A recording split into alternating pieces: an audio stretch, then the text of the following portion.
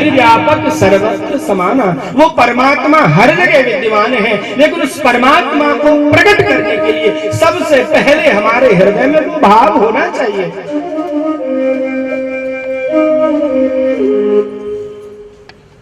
दूसरा प्रश्न,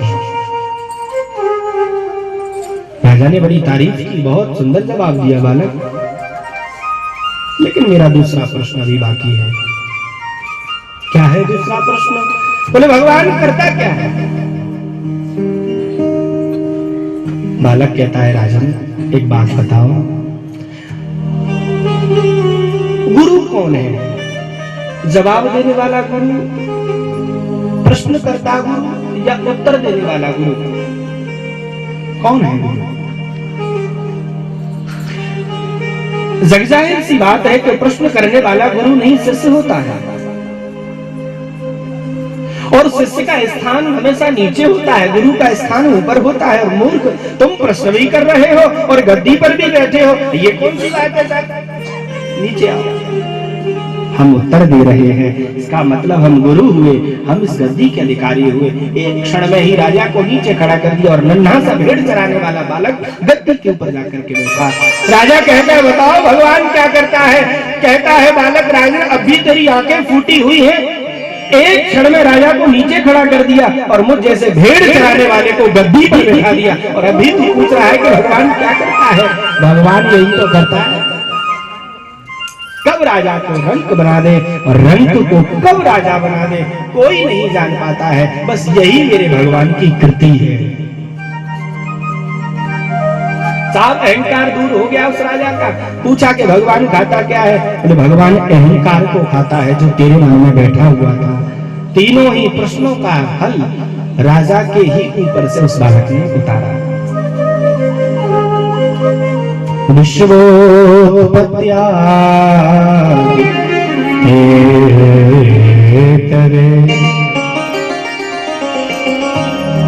और भगवान तीनों प्रकार के तापों को विनष्ट करते हैं। कौन से तीन प्रकार के ताप हैं? दैहिक, दैविक, भौतिक तापा, राम राज्य का हो नहीं व्यापा। दैहिक, दैविक, भौतिक, तीन प्रकार के ताप, तीनों प्रकार के तापों को विनष्ट करने की शक्ति मेरे भगवान में। ध्यान रखना प्रभु प्यारे, संसार में कोई व्यक्ति ऐसा नहीं है जो अपनी छाती पर हाथ रख करके कह दे कि मैं सुखी हूं। बताओ है कोई? पूरे संसार में कोई व्यक्ति नहीं है जो कह दे कि मैं सुखी हूं। कोई तन दुखी, कोई मन दुखी, कोई धन में रहते उदास, थोड़े थोड़े सब दुखी, सुखी राम के। कई भाव से राधे। कोई तन से दुखी है, देखो बड़े बड़े लोगों को देखा है साहब, ऐसी की कोई कमी नहीं। करने के धन हेतु कोई रो रहा, सुख हेतु कोई रो रहा, दारा बिना कोई यहाँ मुख आंसुओं से धो रहा। रोता हुआ ही जन्मता, रोता फिर जन्म भर, रोता हुआ मर जाइए धन धाम तज मुख फाड़ कर। संसार में कोई सुखी हो ही नहीं सकता। कोई धन के लिए रो रहा है, कोई पुत्र के लिए रो रहा है, कोई पत्नी के लिए रो रहा है, कोई मकान के लिए रो रहा है, कोई दुकान के लिए रो रहा है, कोई परिवार के लिए, कोई पड़ोसी के लिए रो रहा है। भगवान की कृपा हो जाती और अच्छा पड़ोसी मिल जाता। कहिए बाप से राधे।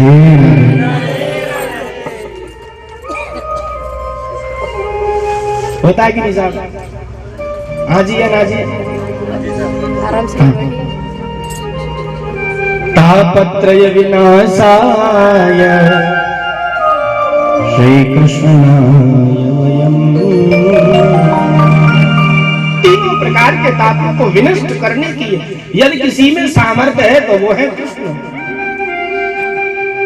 इसलिए ऐसे भगवान को हम दोनों हाथ जोड़ करके प्रणाम करते हैं।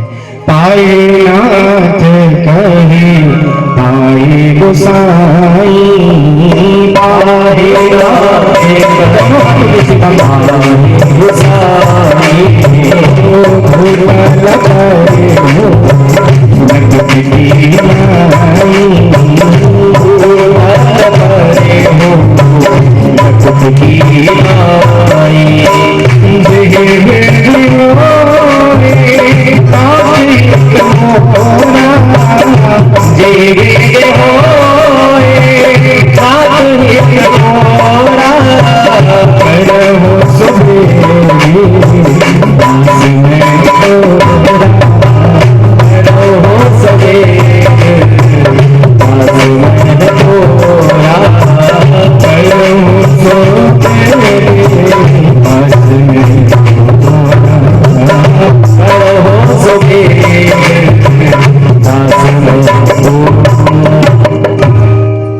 पैसा बिन निर्धन दुखी और कृष्णा बस धनवान, सुखी न कोई दिखता सब जग देखा। धन नहीं वो धन के मारे दुखी, और जिस पे धन है वो धन से दुखी। देखो निर्धन व्यक्ति को एक बार इतनी चिंता नहीं होती जितना धनवान व्यक्ति को चिंता होती है।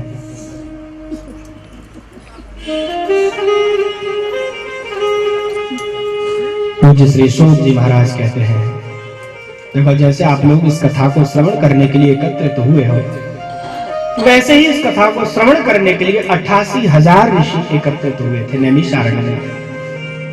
तो जब हजारों हजार ऋषि बैठे हुए थे तो परम युवा श्री सूत जी महाराज 20 वर्ष की आयु वाले सूत जी महाराज पधारे तो हजारों हजार वर्ष लंबी उम्र वाले संत खड़े हो गए।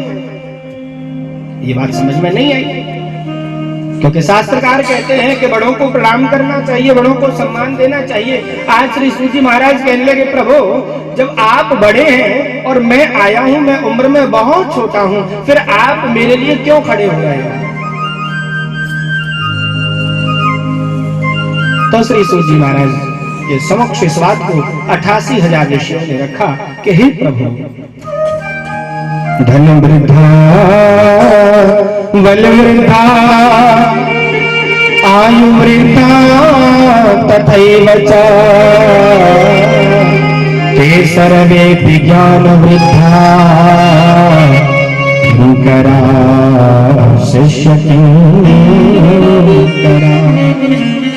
देखो दुनिया में कोई धन में बड़ा होता है, कोई बल में बड़ा होता है, कोई आयु में बड़ा होता है, लेकिन ध्यान रखना प्रभु प्यारे, भागवत जी में बड़ा सुंदर सा ये श्लोक आता है, धन में बड़े हैं वो बड़े नहीं हो सकते, जो बल में बड़े हैं वो बड़े नहीं हो सकते। यद्यपि एक बार को यदि कोई आयु में बड़ा है तो वो भी बड़ा नहीं है। बड़ा कौन है? जो हमसे ज्यादा ज्ञानवान है। ते सर्वे ज्ञान वृद्धा किंकरा शिष्य किंकरा, जो हमसे ज्ञान में बड़े हैं वो बड़े हैं, चाहे वो नन्हा सा बालक ही क्यों ना हो।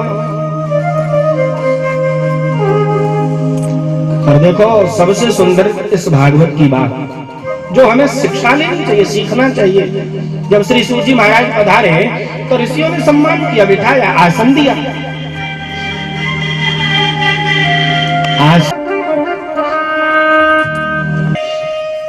लेकिन ध्यान रखना प्रभु प्यारे, नीति शास्त्र इस बात को कहता है कि प्रथमे वयसि नाधीतम द्वितीये नार्जितम धनम तृतीये न तपस्तप्तम चतुर्थे किं करेष्यति। देखो हमारे जीवन की 4, इसको ब्रह्मचर्य भी कह सकते हैं। 4 आश्रम है हमारे जीवन के, ब्रह्मचर्य, गृहस्थ, वानप्रस्थ और संन्यास। ये 4 आश्रम है। जन्म से लेकर के 25 वर्ष तक ब्रह्मचर्य, कहने का भाव शास्त्रकार कहते हैं जिसने पहली अवस्था में विद्या का अध्ययन नहीं किया, दूसरी अवस्था 25 से लेकर के 50 वर्ष तक धन नहीं कमाया, तीसरी अवस्था 50 से लेकर के 75 तप चतुर थे किं करिष्यति, चौथी अवस्था में ऐसा जीव कुछ कर ही नहीं सकता। और देखो केवल भागवत जी नहीं, गणित भी इस बात को कहता है। 50 के बाद कौन सी गिनती आती है? 52। अब तो बन जाओ, बन जाओ, बन जाओ या बन जाओ। अच्छा, ये गिनती चलती है 58, और जब व्यक्ति नहीं सुधरता है तो गिनती क्या कहती है? 59। अरे 60 अभी नहीं सुधरा। लेकिन ध्यान रखना, अच्छा ये 59 क्यों आई? बाबा तुलसीदास जी रामायण में कहते हैं 60 सुधरहि सत संगत पाई, 60 सुधरहि सत संगत पाई, 60 सुधरहि सत संगत पाई, 60 सुधरहि सत संगत पाई। हो पारस परस सुहाए, पारस परस सुहाए, पारस परस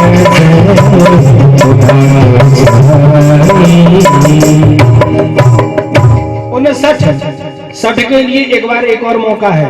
60 सुधरहि सतसंगत पाई। मान लो कि 58 से ऊपर चला गया, 59 हो गया, तो सत्संग करो।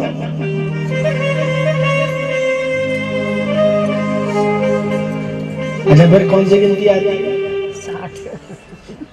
70, 71।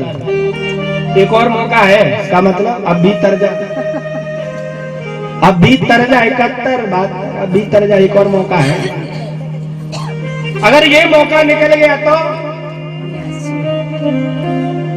अरे बुढ़ापे की स्थिति देखिए आगे। बुढ़ापे में क्या होता है? अंगम गलितम पलितम मुंडम दसन विहीनम जातम तुंडम वृद्धो याति गृहीत्वा दंडम तदपि न मुंचते आशा पिंडम। हमारे कई लोगों के हाथ पैर हिलने लग जाते हैं, कंपन रोग लग जाता है, शरीर हिलने लग जाता है, मुंड पक जाता है, न चाहते हुए भी सहारे के लिए हाथ में डंडा लेना पड़ता है। अच्छा, कोई चाहता है कि बुढ़ापा आ जाए? बताओ, चाहते हो आपके बुढ़ापा आ जाए? कोई नहीं। बेटा सुनता नहीं, बेटी सुनती नहीं, बहू सुनती, क्या करे? बोले चलो भगवान का नाम ही ले लेगा। फिर भजन नहीं, फिर 55 की तो मजबूरी है साहब। हाँ, अरे कबहू कियो ना भजन कैसे बीतेगी, कैसे बीतेगी, अरे तेरी कैसे बीतेगी, कबहू कियो ना भजन कैसे बीतेगी, रे मनवा कैसे बीतेगी, कबहू ऐसे बीतेगी, कबहू कियो ना ऐसे बीतेगी।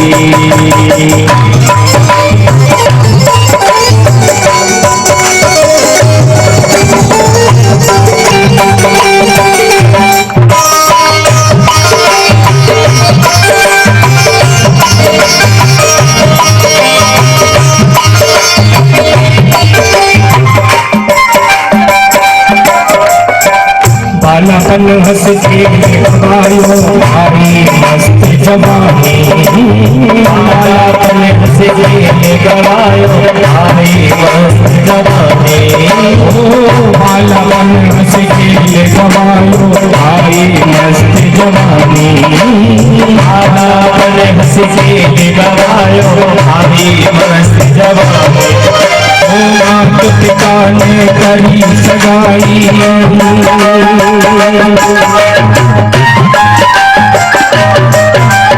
मात पिता ने करी सगाई दूल्हा बनो। और जब बड़े हुए तो क्या हुआ?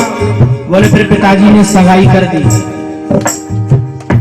और बनो हाथन में कर देवा ऐसे ही तेरी ओ ऐसे ही तेरी तेरी कैसे भी तेरी ऐसे ही तेरी क्या कर देवा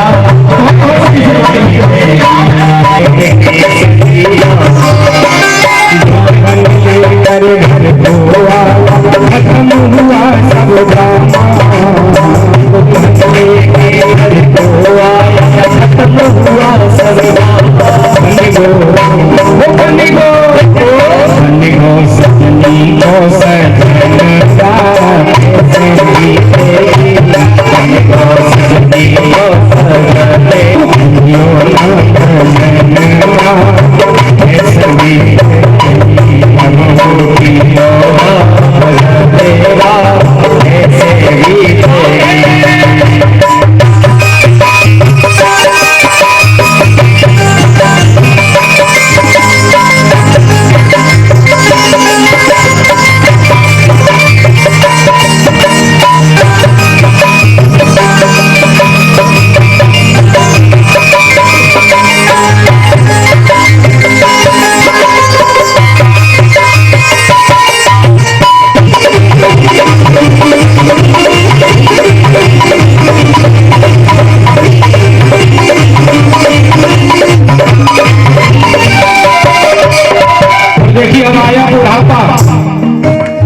कमर कमान दांत सब टूटे नजर गई नजराने कमर कमान दांत सब टूटे नजर गई नजराने कमर कमान दांत सब टूटे नजर गई नजराने कमर कमान दांत सब टूटे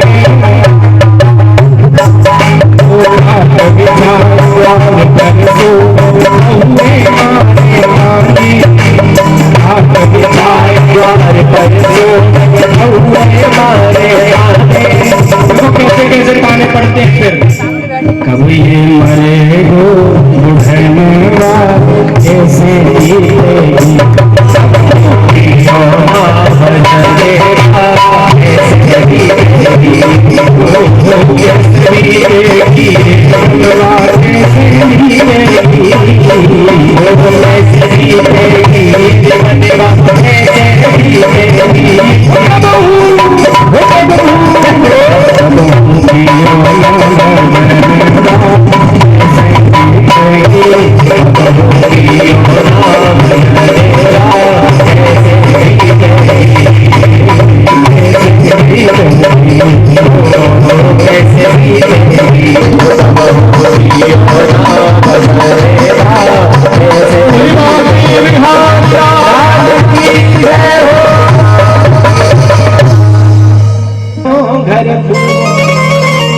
लेकिन बैनी जो भी चाहिए और भाई नहीं जानत काल तो ख्याल अजो।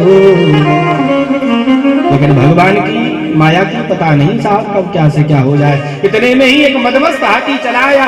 हाथी भूखा था। हाथी ने सोचा बड़ी भूख लगी और सुंदर फूल दिखाई दे रहा है, क्यों ना इस फूल को खा लूं।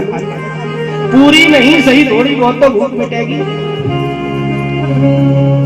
नलिनी गजराज चवाई लियो रहे गो मन की मन ही मनसो।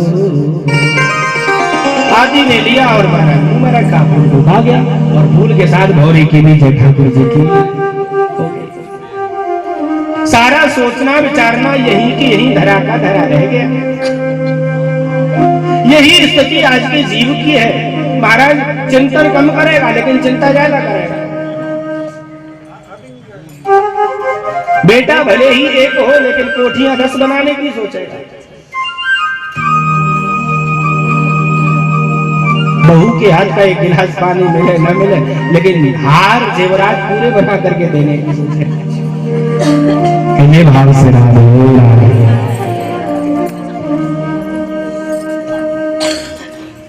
यही स्थिति जीव की, चिंतन कम और चिंता ज्यादा करता है। ध्यान रखना प्रभु प्यारे, चिता चिंता दो नाम है, चिता और चिंता। लेकिन ध्यान रखना, चिता से भी गरीयसी, चिता से भी विचारणी है चिंता शब्द है, क्योंकि चिता तो मरे हुए को जलाती है और चिंता जीते जी आग लगाती है। चिता दहत निर्जीव, चिंता दहत सजे।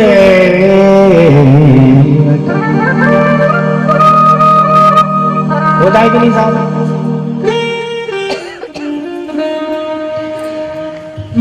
कल वृक्ष देखा था हरा, जो आज सूखा दिखता। कल फल लगे थे डाल पर, आज सब ही है लापता। यदि फल यदि फूल सूखा आज तो मुरझाएगी कल को कली। सब काल के गाल में, ये काल है सब पर बली। समय का कोई भरोसा नहीं है, नहीं कश्चित क्षण भी जात तिष्ठति कर्मकृत। एक क्षण का भी भरोसा इस शरीर का नहीं है। अच्छा, ऐसा मानोगे तो ही भजन होगा। नहीं आई बात समझ में?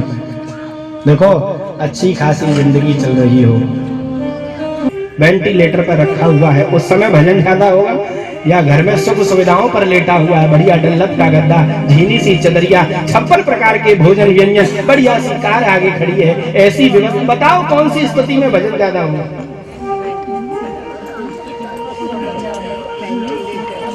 दुख में सुमिरन सब करे, सुख में करे न को। जो सुख में सुमिरन करे, तो दुख काहे को।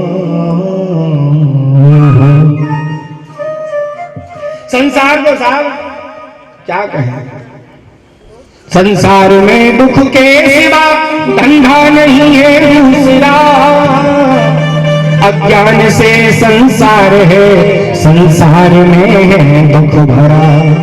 अज्ञान ही दुख रूप है, अज्ञान ही दुख कूप है। अज्ञान छूटा मोक्ष है, सुख मोक्ष अनुभव रूप है। संसार क्या है? बोले संसार तो अज्ञान है। जब तक व्यक्ति अज्ञान में है, जब तक व्यक्ति भगवान को नहीं समझ रहा है, जब तक व्यक्ति भजन को नहीं समझ रहा है, तब तक वो अंधकार रूपी संसार में पड़ा हुआ है। और जिस दिन वो भगवान को समझ जाता है, समझ लो वही सुख है, वही आनंद है, और वही आनंद परमात्मा का रूप है। वृंदावन बिहारी लाल की जय।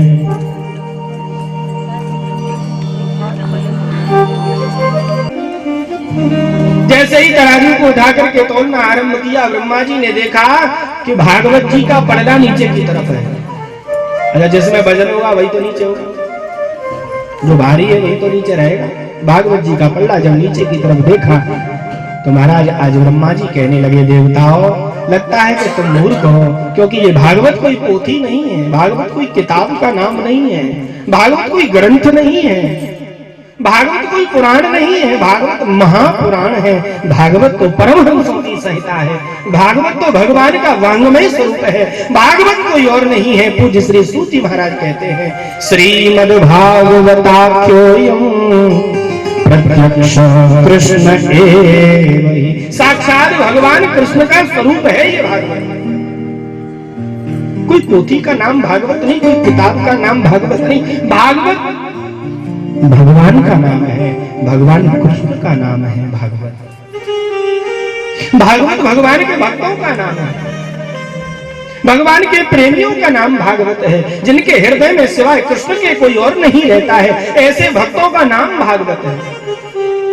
भागवत कोई अलौकिक ग्रंथ नहीं है, भागवत कोई विचित्र कोई पुस्तक नहीं है। भागवत पुराणों में नहीं, महापुराणों में गिनती किया जाता है। भागवत पुराण नहीं, 5वां वेद है, वेदों में गिनती है।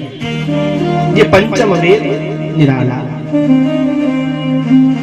श्री कृष्ण प्रत्यक्ष कृष्ण एव ही।